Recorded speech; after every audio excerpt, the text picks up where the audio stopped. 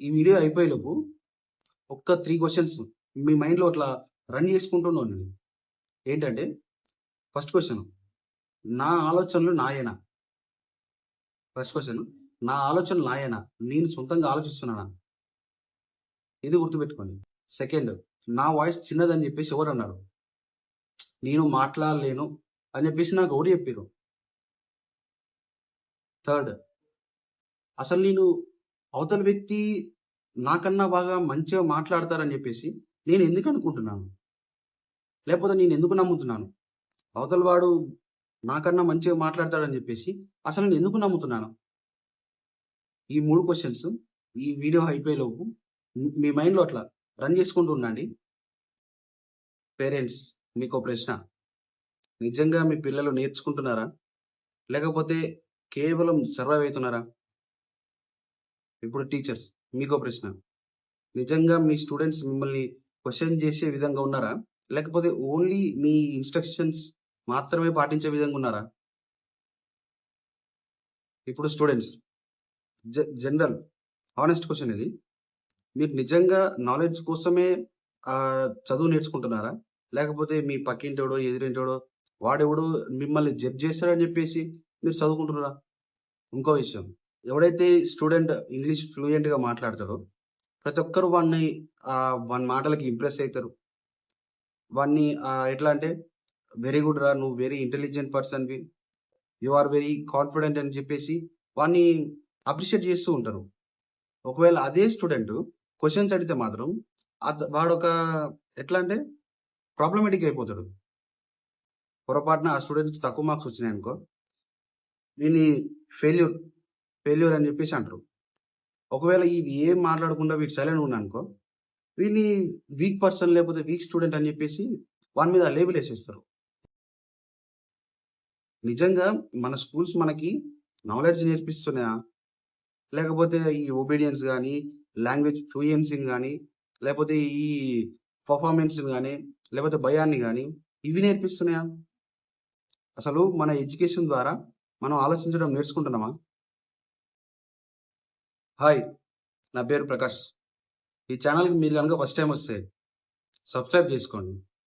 ఎందుకంటే ఈ ఛానల్‌లో చర్చించే ప్రతి విషయం మన చిన్నప్పటి నుంచి చూసిన ప్రతి చిన్న చిన్న మైన్యూట్ మిస్టేక్సే ఈ ఛానల్ పెట్టడానికి ఒక మెయిన్ రీజన్ అయింది. మనం చిన్నప్పటి నుంచి ఏం మాట్లాడాలన్నా, అవతల వ్యక్తిని క్వెషన్ చేయాలన్నా లోపల కొంచెం మనకొక భయం ఏర్పడతది. ఆ భయం ఎందుకు? మన స్కూల్స్‌లో గానీ, కాలేజెస్‌లో గానీ, లేకపోతే మన వర్క్ ప్లేసెస్‌లో గానీ ఎటువంటి సిట్యుయేషన్స్ ఇప్పుడు మనం ఫేస్ చేస్తున్నామో వాటికి రూట్ కాజ్ మన చిన్నప్పుడు ఏర్పడ్డది అని చెప్పడానికి ఈ ఛానల్ సబ్స్క్రైబ్ చేసుకోండి. ఈ ఈ సిరీస్ ఈ 15-20 వీడియోస్ ఈ సిరీస్ కంప్లీట్ అయిపోయే లోపు మీకు ఒక ఆన్సర్ దొరకచ్చు. ఎవరైతే ఇప్పుడున్న కిడ్స్ లేకపోతే ఇప్పుడున్న స్టూడెంట్స్ ఎట్లా అంటే నాకు సిగ్గెక్కువ, లేకపోతే నేను మాట్లాడలేను, లేకపోతే నలుగురు ముందు డిస్కషన్ పెట్టాలంటే నాకు కొంచెం దడబుడుతది అనుకునే స్టూడెంట్స్ గానీ, థింకర్స్ గానీ ఎవరైతే ఉన్నారో ఖచ్చితంగా ఈ ఛానల్ సబ్స్క్రైబ్ చేసుకోండి. ఎందుకంటే ఈ సిరీస్ ఈ 20-30 సిరీస్ కంప్లీట్ అయిపోయే లోపు మీకు ఖచ్చితంగా ఈ నలుగురు ముందు మాట్లాడితే ఏం కాదులే అనే ఒక కాన్ఫిడెన్స్ మీలో రైజ్ అవుతుంది. అసలు ఎడ్యుకేషన్ అంటే ఏంటి? జనరల్‌గా మనకి ఎడ్యుకేషన్ అంటే ఏం గుర్తొస్తది?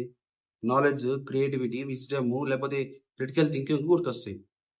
కానీ మెల్లగా ఈ గ్యాప్‌లో ఈ సిస్టమ్ ఏం చేస్తుందో కొంచెం గమనిస్తే మనకొక థాట్ రావాలి.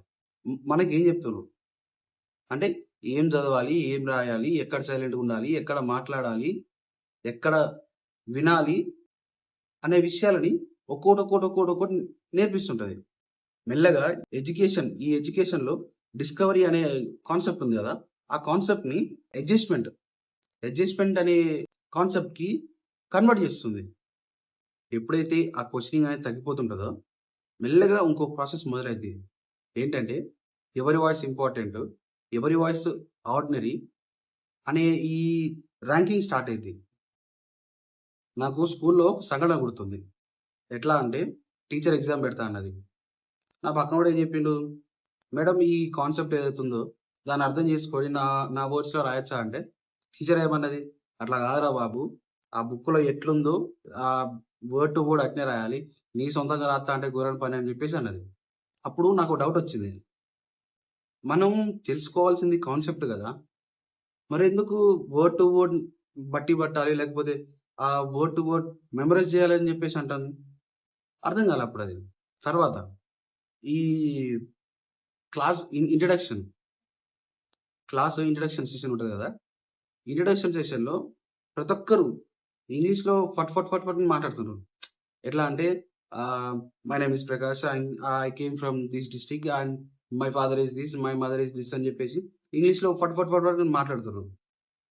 వీడిట మాట్లాడుతుంటే ఆ క్లాస్ లో ఉన్న వాళ్ళందరూ కూడా వీడు ఇంగ్లీష్ మంచిగా మాట్లాడుతున్నారు అని చెప్పేసి అందరూ ఇంప్రెస్ అవుతారు, క్లాప్స్ కొడుతున్నారు, ఒక్కోడు మాట్లాడుకుంటూ వస్తున్నారు. టీచర్ కూడా మంచి ఇంప్రెస్ అవుతుంది. అయితే ఒక పర్సన్ దగ్గరికి వచ్చేసరికి వాడు ఎట్లా అంటే, వాడు చిన్న టౌన్ బ్యాక్గ్రౌండ్ నుంచి వచ్చిండు. ఆ టౌన్ బ్యాక్గ్రౌండ్ నుంచి వచ్చినోడు వాని ఇంగ్లీష్ కొంచెం బ్రోకెన్ ఇంగ్లీష్ ఉంటుంది, లేకపోతే వాని యాక్సెంట్ కొంచెం ఈ బ్రిటిష్ యాక్సెంట్ కంటే కొంచెం అటు ఇటు ఉంటుంది. వాడు అట్లా ఇంట్రడక్షన్ చెప్పుడుతోటే ఈయన పక్కన ఉన్నాడు, ఈ చెప్పేటోని పక్కన ఉన్నోడే హెసిటేట్ అవుతున్నాడు. ఈ టీచర్ కూడా కొంచెం పేషెన్స్ లేకుండా అయిపోయింది. ఏంది ఈడు అని చెప్పేసి అట్లా ఫేస్ మొత్తం ఆ ఫేస్ లో ఉండే కలర్స్ చేంజ్ అయిపోయినాయి. ఎందుకట్లా అంటే ఈ ఫస్ట్ వీళ్ళందరూ చెప్పిన వాళ్ళు ఇంగ్లీష్ లో మాట్లాడితే వాళ్ళకి ఎక్కువ ఇంటెలిజెన్స్ ఉందన్నట, లేకపోతే ఎక్కువ నాలెడ్జ్ ఉందన్నట్ట, లేకపోతే వానికి సోషల్ యాక్సెప్టెన్స్ వచ్చినట్ట, లేకపోతే ఈ స్టూడెంట్ ఉన్నాడు, ఈ టౌన్ బ్యాక్గ్రౌండ్ నుంచి వచ్చిన స్టూడెంట్, వాడి ఇంగ్లీష్ మాట్లాడుకుంటే వాడి ఇంటెలిజెన్స్ తక్కువ ఉన్నట్ట. ఎట్లా ఇక్కడే చాలా మంది స్టూడెంట్స్ తమ వాయిస్ మీద నమ్మకం కోల్పోతున్నారు. ఫస్ట్ ఏమైంది, క్వశ్చన్స్ అడగడం పనిచేస్తారు, తర్వాత ఏం చేస్తారు, ఆన్సర్స్ చెప్పడం పనిచేస్తారు. ఇంకా దిగజారే స్టేజ్కి వచ్చేసరికి అసలు వాళ్ళ ఒపీనియన్స్ ఎక్స్ప్రెస్ చేయడానికే భయపడతారు. ఫైనల్ స్టేజ్ చివరికి ఏమైందంటే వాళ్ళ ఆలోచన మీదనే వాళ్ళకు అనుమానం వచ్చే విధంగా అవుతుంది. ఎందుకంటే ప్రతి స్టేజ్ లో ఒక్కొక్క మెసేజ్ నేర్చుకున్నారు కదా. ఎట్లా అంటే డిఫరెంట్ గా ఆలోచించకు, లేకపోతే రిస్క్ తీసుకోకు, ఎంబారెస్ గా ఫీల్ కాకు, సైలెంట్ గా ఉండని చెప్పేసి. ఇట్లా అయితే ఏమవుతుంది, మెల్లగా ఆ క్యూరియాసిటీ అనేది తగ్గిపోయింది, ఆటోమేటిక్ గా కాన్ఫిడెన్స్ అనేది లో అవుతూ ఉంటది. ఇక అక్కడ లాంగ్వేజ్ అనేది కమ్యూనికేషన్ కింద కాదు, అదొక ఎమోషనల్ సర్వైవల్ కింద మారుతుంది. ఇప్పుడు ఇంకొంచెం డీపర్ క్వశ్చన్ అడుగుదాం, ఎందుకు మన సొసైటీలో కొంతమంది వాయిసెస్ మాత్రమే బాగా వినపడతాయి, ఇంకొంతమంది వాయిసెస్ ఏమో జస్ట్ ఇగ్నోర్ అయిపోతాయి. వాళ్ళ వాయిసెస్ సొసైటీకి ఎంత ఊరినా కానీ వినపడవు. ఇప్పుడు నేను చెప్పేది కొత్త విషయం కాదు, ఇది ఇంతకుముందు చరిత్రలో ఉన్నదే నేను చెప్తున్నా. ఎట్లా అంటే కొన్ని కమ్యూనిటీస్ ఉన్నాయి, కొన్ని కమ్యూనిటీస్ అథారిటీగా ఉంటే కొన్ని కమ్యూనిటీస్ ఏమో ఒబీడియన్స్ ఉంటాయి, లేకపోతే కొన్ని కమ్యూనిటీస్ ఏమో స్పీకింగ్ పవర్ ఎక్కువ ఉంటుంది, ఇంకొంతమంది కమ్యూనిటీస్కి ఏమో సైలెన్స్ అనేది ఉంటుంది. ఎందుకు, క్యాస్ట్ సిస్టమ్ అనేది పనులను మాత్రమే డివైడ్ చేయలేదు, ఆ వాయిసెస్ ని కూడా డివైడ్ చేసి పెట్టేసింది. ఎట్లా అంటే ఎవరు మాట్లాడాలి, ఎవరు వినాలి, ఎవరు టీచ్ చేయాలి, ఎవరు పని చేయాలి అనే ఒక ఈ హైరార్కీని క్రియేట్ చేసుకుంటూ దాన్ని మెయింటైన్ చేసుకుంటూ వచ్చింది. అందుకే కొన్ని ఆక్యుపేషన్స్ మాత్రం రెస్పెక్ట్ వస్తుంది, ఇంకొన్ని ఆక్యుపేషన్స్ మాత్రం అసలు ఆ పనులు ఉన్నాయా లేవా అనే ఒక భ్రమలో ఉండిపోయినాం. దట్ మీన్స్ మన సొసైటీ కొన్ని పనులకి ఎంత రెస్పెక్ట్ ఉందో, ఇంకొన్ని పనులకి అసలు ఆ పని ఉందా లేదా అనే విషయం మన మైండ్లకి ఎక్కలేని పరిస్థితి. అది ఎట్లా అంటే ఒక ప్రొఫెసర్ ఉన్నాడు, ప్రొఫెసర్ మాటలకి మనం ఎంత వాల్యూ ఇస్తాం. అదే ఒక ఫార్మర్ ఉన్నాడు, ఫార్మర్ తన ఎక్స్పీరియన్స్ చెప్తామంటే ఫస్ట్ రెస్పెక్ట్ చేస్తాం అతన్ని, వాల్యూ సంగతి తర్వాత పెట్టు. ఆ ఫార్మర్ యొక్క ఎక్స్పీరియన్స్ కి రెస్పెక్ట్ చేస్తామా? లేకపోతే ఈ కార్పొరేట్ ఎంప్లాయీ ఉన్నాడు, అతను ఇంగ్లీష్ లో మాట్లాడితే తోపు, తురుము చాలా రెస్పెక్ట్ ఇస్తాం అతని ఇంగ్లీష్‌కి, అతను మాట్లాడే విధానానికి. అదే ఒక కన్‌స్ట్రక్షన్ వర్కరు తన ఇంటెలిజెన్స్ ఎంత చెప్పినా గాని ఆ రెస్పెక్ట్ వస్తదా అతనికి? ఇక్కడ సమస్య ఏందంటే నాలెడ్జ్ గాని, ఇంటెలిజెన్స్ గాని ఇది కాదు సమస్య. ఎవరికి రెస్పెక్ట్ ఇస్తున్నాం? ఇది అసలు సమస్య. ఎవరికి రెస్పెక్ట్ ఇస్తున్నాం? ఎవరికి రెస్పెక్ట్ ఇవ్వడం లేదు. ఇది మనం ఆలోచించాలి. అయితే ఈ ప్రాసెస్ ఎట్లా జరుగుతది? దీని మెకానిజం ఏంది? ఇందులో ఫస్ట్ వచ్చేసరికి ఈ రివార్డింగ్ సిస్టమ్. ఎవరిని ఎక్కువ అప్రిషియేట్ చేస్తారు, మెచ్చుకుంటారు. జనరల్‌గా స్కూల్స్‌లో ఎవరిని ఎక్కువ మెచ్చుకుంటారు? ఎవరైతే స్టూడెంట్స్ సైలెంట్‌గా ఉంటారో, ఎవరైతే టీచర్ మాట వింటారో, ఎవరైతే ఎగ్జామ్‌లో ఆ టెక్స్ట్ బుక్‌లో ఏదైతే ఉందో వర్డ్ టు వర్డ్ రాస్తారో వాళ్ళని ఎక్కువ అప్రిషియేట్ చేయడానికి ట్రై చేస్తది. ఈ క్వెషన్స్ అడిగే స్టూడెంట్స్ ఉన్నారా? ఆ క్వెషన్స్ అడగడమే రిస్క్ అని చెప్పేసి ఒక ఇండైరెక్ట్ మెసేజ్ ఇస్తది. ఎందుకంటే ఈ పైన చెప్పిన ఈ సైలెన్స్ గాని, డిసిప్లిన్ గాని ఇవన్నీ ఉన్నాయి చూసారా? ఇవన్నీ స్టూడెంట్స్ ఈజీగా నేర్చుకుంటారు కదా! Second, authority becomes normal. మన అథారిటీ ఎవరైతే ఉన్నారో వాళ్ళు ఏం చెప్తే అది వేదవాక్కు అన్నట్టు. అట్లా ఫీల్ అవుతుంటాం మనం. ఎట్లా అంటే మన పేరెంట్స్ గాని, మన టీచర్స్ గాని, లేకపోతే మన ప్రిన్సిపల్స్ గాని, లేకపోతే మన బాసెస్ గాని వాళ్ళు ఏం చెప్తే అది 100% ఫ్యాక్ట్, దాంట్లో ఎలాంటి తప్పు లేదని చెప్పేసి అదొక నమ్మకాన్ని క్రియేట్ చేస్తాం. అక్కడ ఏం జరుగుద్దంటే ఈ క్రిటికల్ థింకింగ్, ఈ వర్డ్ ఉంది చూసారా? క్రిటికల్ థింకింగ్ ఇదనేది బలహీన అవుతుంది. Third, language becomes status. జనరల్‌గా మన సొసైటీలో ఇంగ్లీష్ అనేది జస్ట్ కమ్యూనికేషన్ కాదు. ఇంగ్లీష్ అనేది ఒక స్టేటస్, అదొక ఇంటెలిజెన్స్. ఇంగ్లీష్‌ని ఒక ప్రొఫెషనలిజంగా చూస్తారు. నువ్వు ఎట్లా మాట్లాడుతున్నావో దాన్ని బట్టి నీకు రెస్పెక్ట్ ఇస్తారు.